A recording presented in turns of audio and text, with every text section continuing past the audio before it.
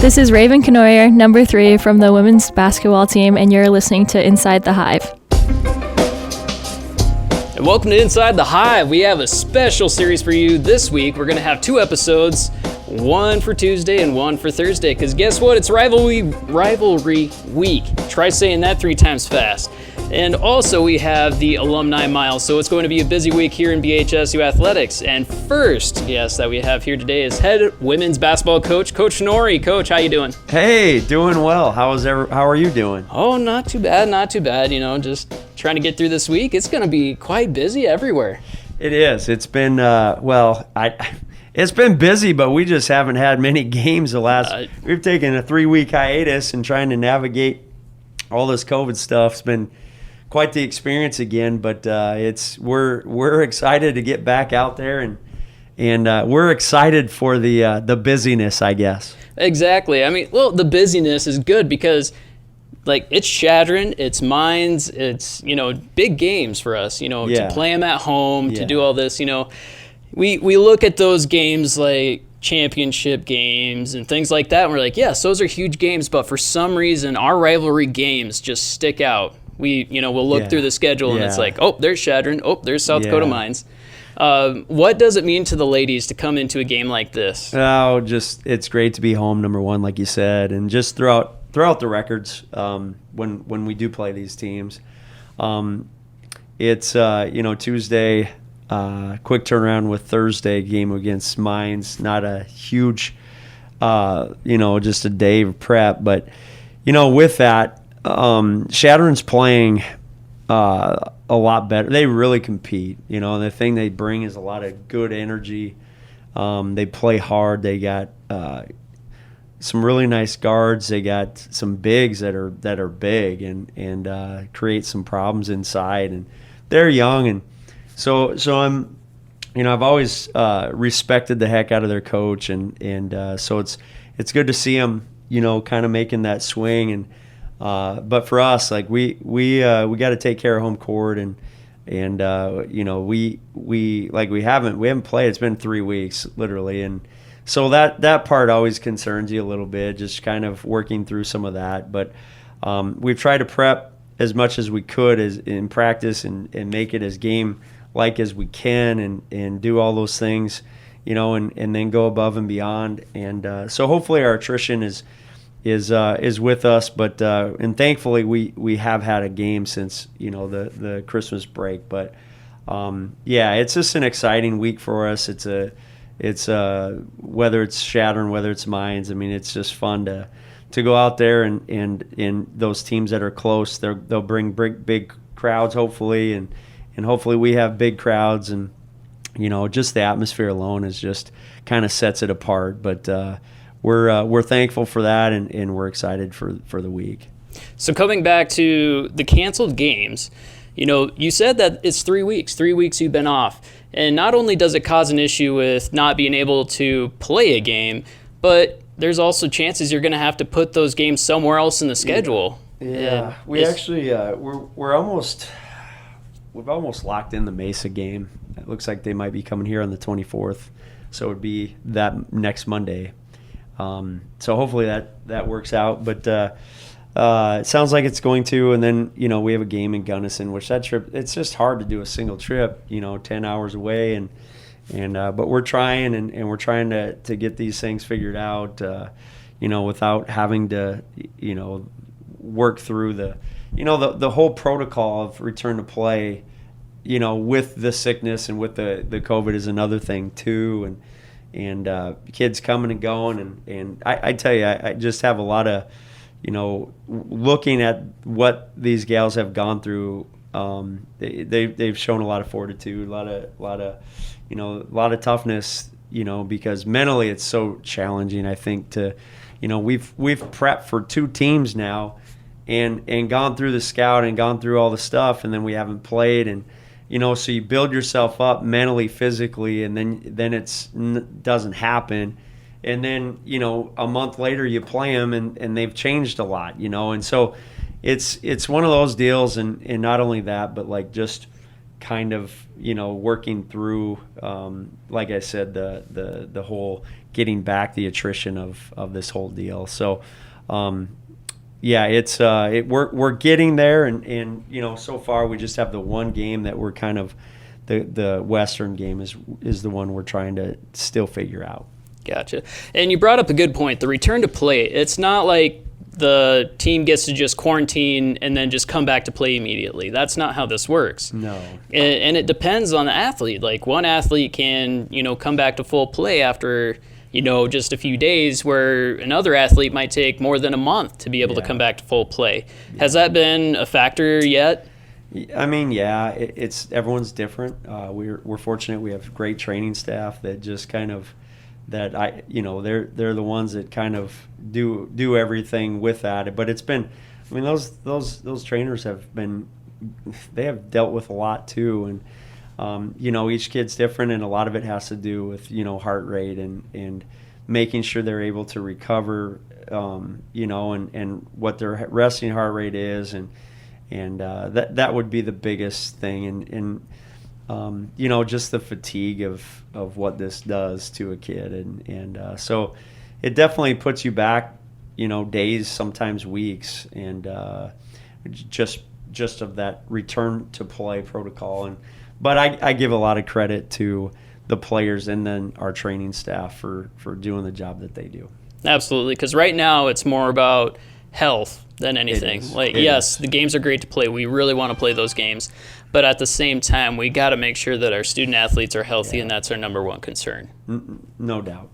And we saw that the first day back, and, we had, we just have a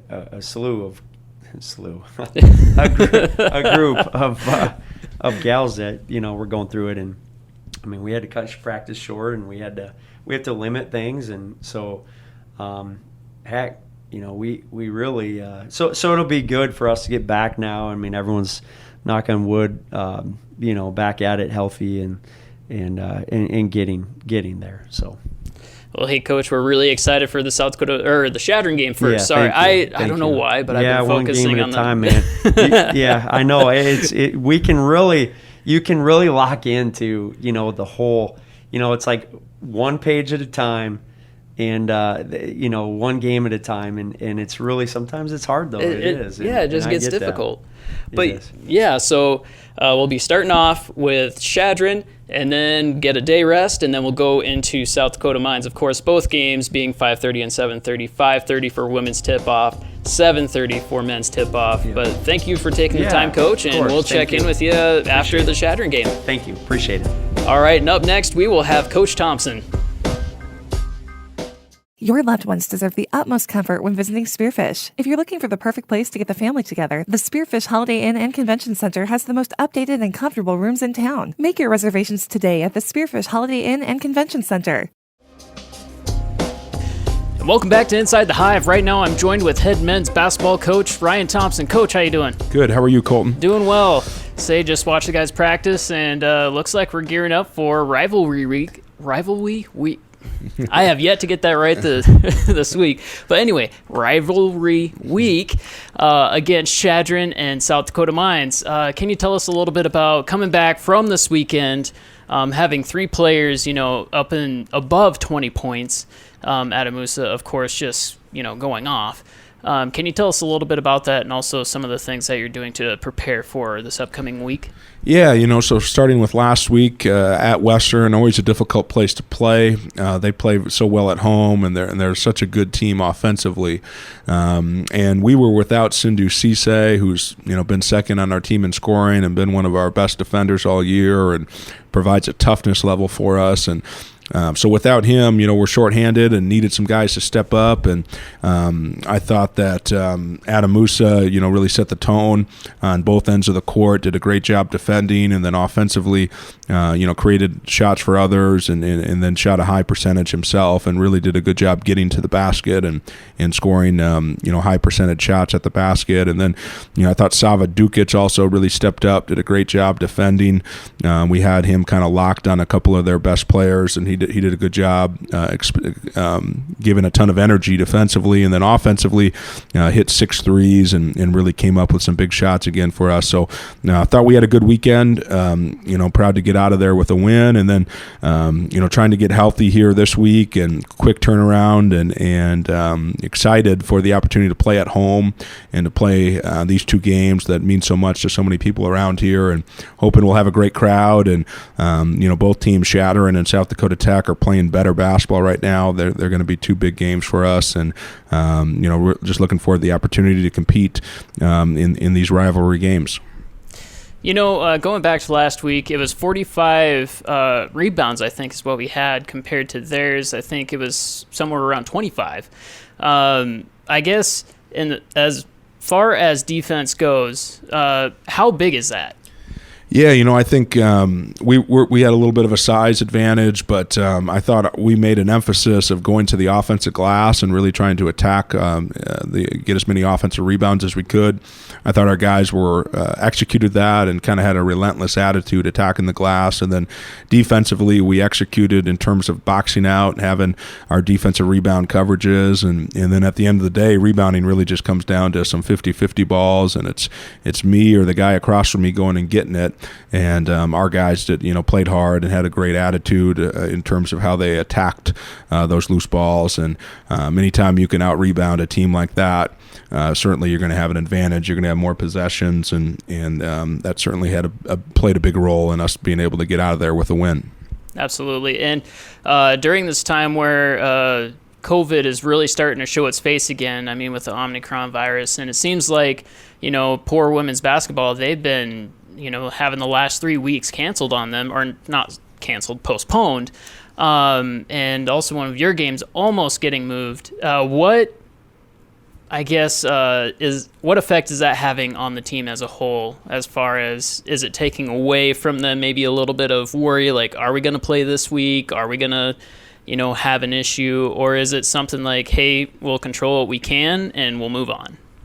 Well, I think one of the things that's nice about our team is we're kind of a veteran team. We have 3 newcomers on this year's team, 2 of which are redshirting. So we have so many guys back that have been through it. And I think that hurt us last year with how we handled COVID. It was new to everybody, and in hindsight, we could have maybe done some things differently. But it's difficult. It's tough to try to put everything you got into something with basketball, and then not know if you're going to get to play the game at the end of the day. And we've really tried to just focus on what we can control, have that have that experience in the back of our head, knowing that games might get moved and whatnot. But at the end of the day, we are going to play some basketball games, and it's on us to be prepared and for us to be ready when we get the opportunity to play, and then to just make the most out of it. Things can be taken from you in life, and you're not guaranteed anything. You're not owed anything. And so when you get the opportunity to play a basketball game, having the right perspective and making the most out of it. So I think our guys are in a good place. Certainly feel bad for our women's team. Unfortunate that they haven't been able to play here for the last couple of weeks, but we've tried to handle it better this year, and I think a lot of it is with your perspective and just kind of your maturity level.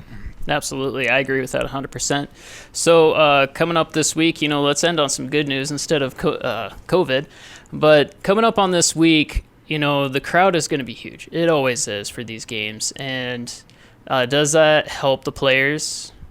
Yeah, no question. I think we have one of the best home crowds in the RMAC, and I think it's all athletes feed off that energy.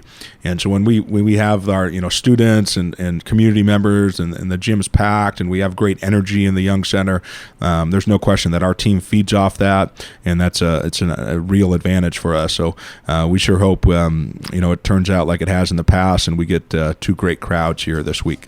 Absolutely, and those games are 5:30 and 7:30, both Tuesday and Thursday. First game being Shattern. We'll be sure to watch your tip-off at 7:30, and I know us in the Crow's Nest, we're going to be cheering for you, as I'm sure everyone else in the crowd is going to be cheering for you. Thank you for joining us, Coach. Thank you for having me, Colton.